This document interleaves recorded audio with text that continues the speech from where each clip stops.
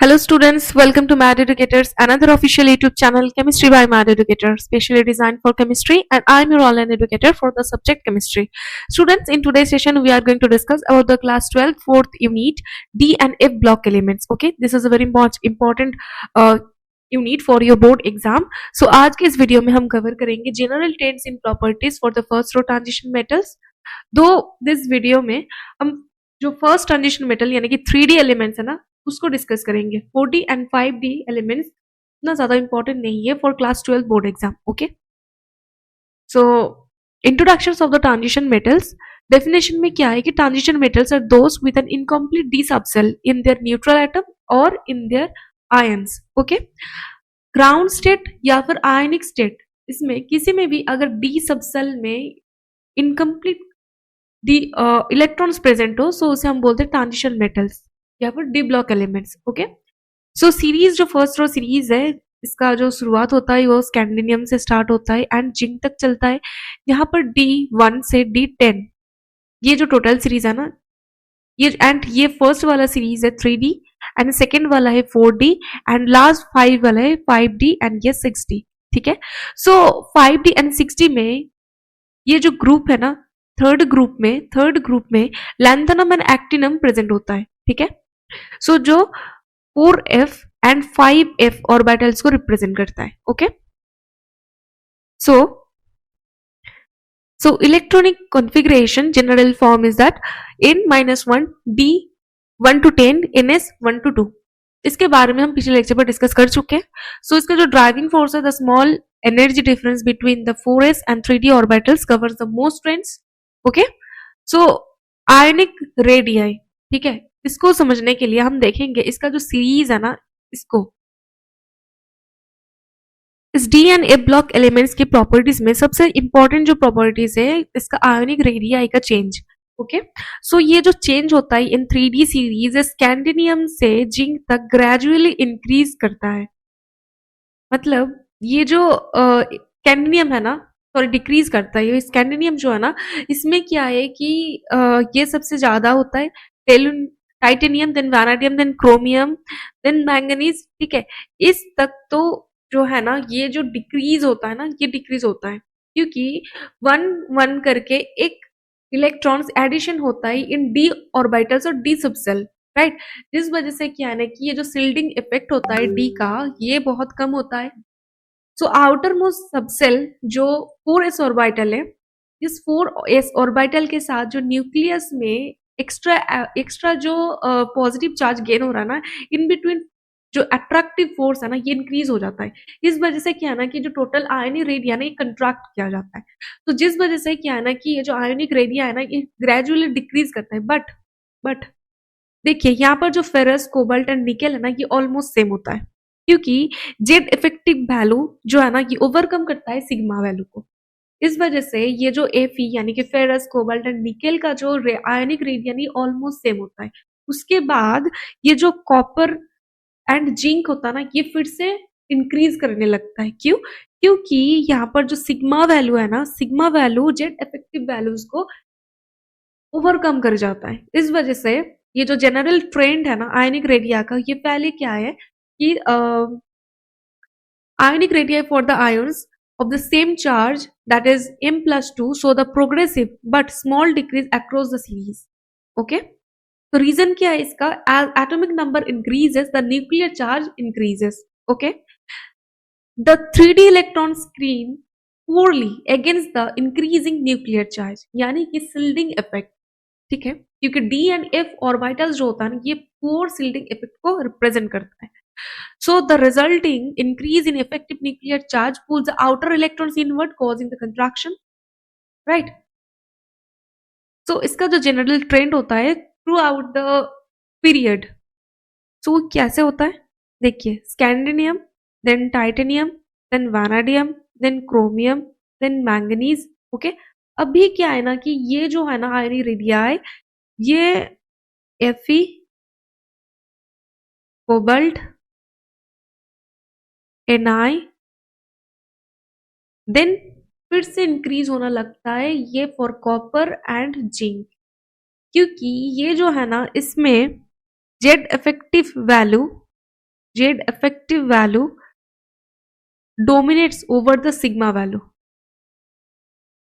dominates over sigma value, and ये जो equal near about equal है ना, इसमें क्या है ना कि Z effect value which is near about sigma value, and ये जो कॉपर एंड जिंक का है ना, इसमें सिग्मा वैल्यू जो है ना कि ओवरकम कर जाता है जेड इफेक्टिव वैल्यू को, ठीक है, जेड इफेक्टिव, ओके।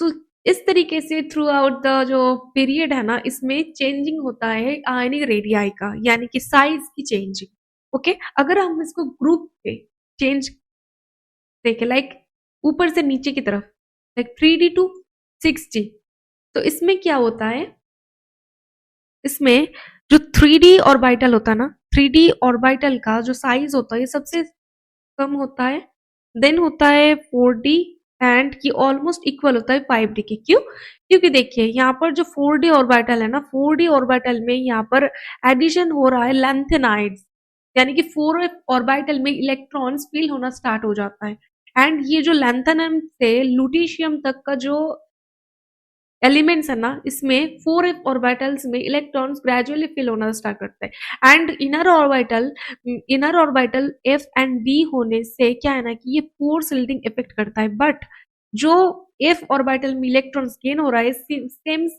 जो है ना, सिमिलर जो electron number of electrons gain हो रहा है, सिमिलरली नंबर ऑफ प्रोटॉन्स भी गेन हो रहा है इन nucleus, so Z effective value increases, and the force of attraction between the outermost cell and the nucleus also increases, but क्योंकि Z effect जो क्योंकि D and F orbital force shielding effect करता है, इस वजह से ये और ज्यादा कंट्रैक्ट हो जाता है, राइट।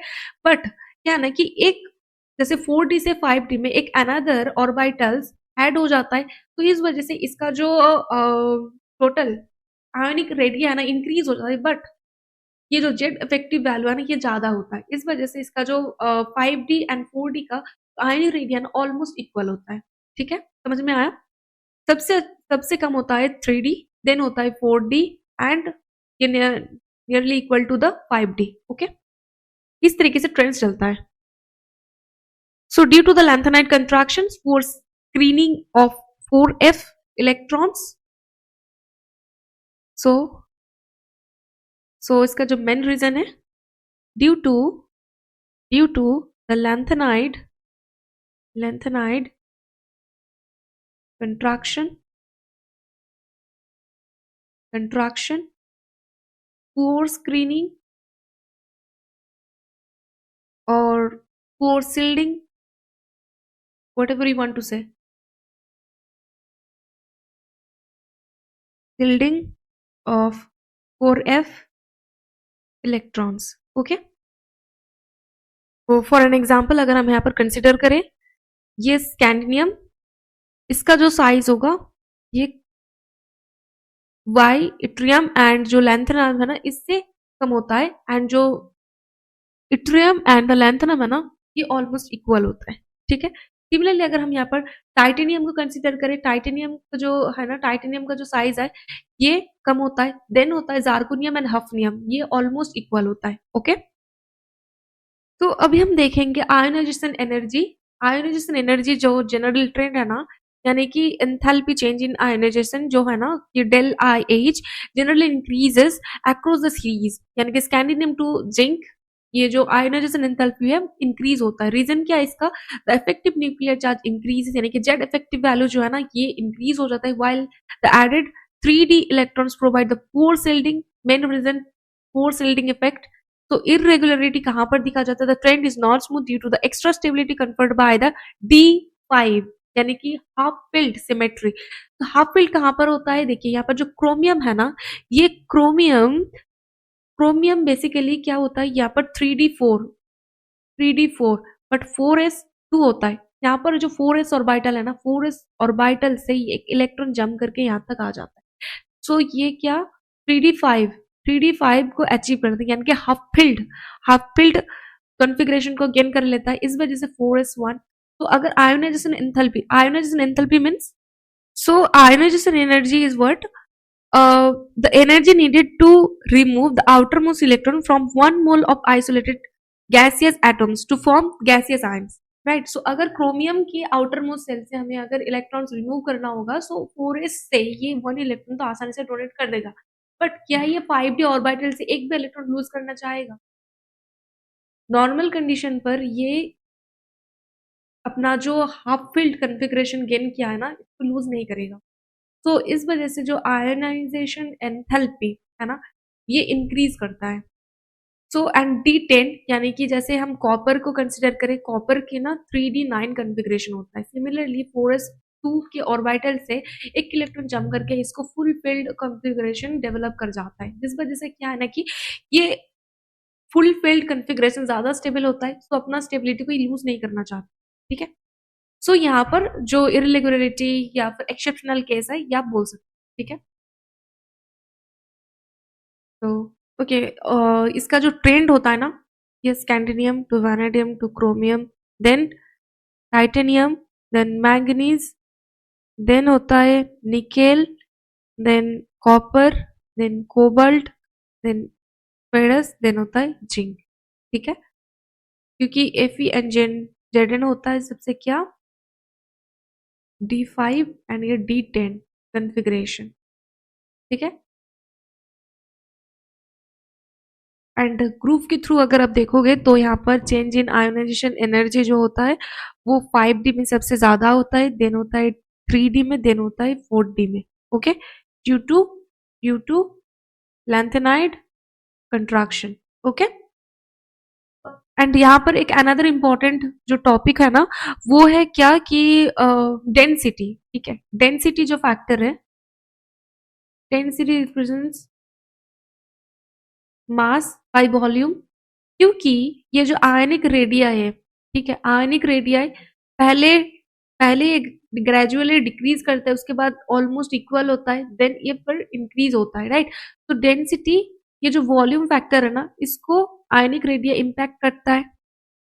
सो डेंसिटी का अगर हम इसका जो प्रोग्रेशन है ना उसको देखें, तो स्कैंडिनियम, देन होता है titanium, then vanadium, then zinc, then chromium, then manganese, then होता है Fe, देन होता है cobalt, then lastly nickel, then copper. Okay, so अभी हम देखेंगे metallic character and the structure. देखिए, nature all are typical metals, क्यों? क्योंकि हाई टेंसाइल होता है स्ट्रेंथ में, डक्टिलिटी होता है, कंडक्टिविटी प्रेजेंट होता है इसमें। ठीक है, हार्डनेस एंड मेल्टिंग पॉइंट, क्योंकि ये generally hard and with high melting and boiling points, क्योंकि यहाँ पर वैकेंट d ऑर्बिटल्स प्रेजेंट होता है, वैकेंट f ऑर्बिटल्स प्रेजेंट होता है। सो इसमें इलेक्ट्रॉन्स इलेक्ट्रॉन्स जो है ना, ये bond unpaired D electrons bond formation कर सकता है। ठीक है, इस वजह से ये ज्यादा high melting point and boiling point को रिप्रेजेंट करता है। ठीक है, तो reasons for high melting point, strong interatomic metallic bonding present involving a large number of electrons from both 4s and 3d orbitals. Okay, so trend क्या है इसका? Trend है melting points peak around the middle, यानी कि chromium and manganese की साइड पर ये सबसे ज्यादा होता है melting point, where the maximum number of the unpaired d electrons is available for the bonding and then decreases. क्यों?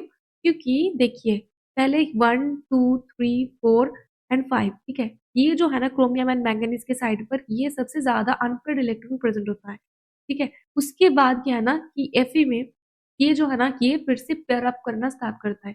लाइक Fe जो है ना D6 है, तो 1 2 3 4 5 6, ठीक है, तो यहाँ पर पेयर्ड हो गया, यानी कि 4।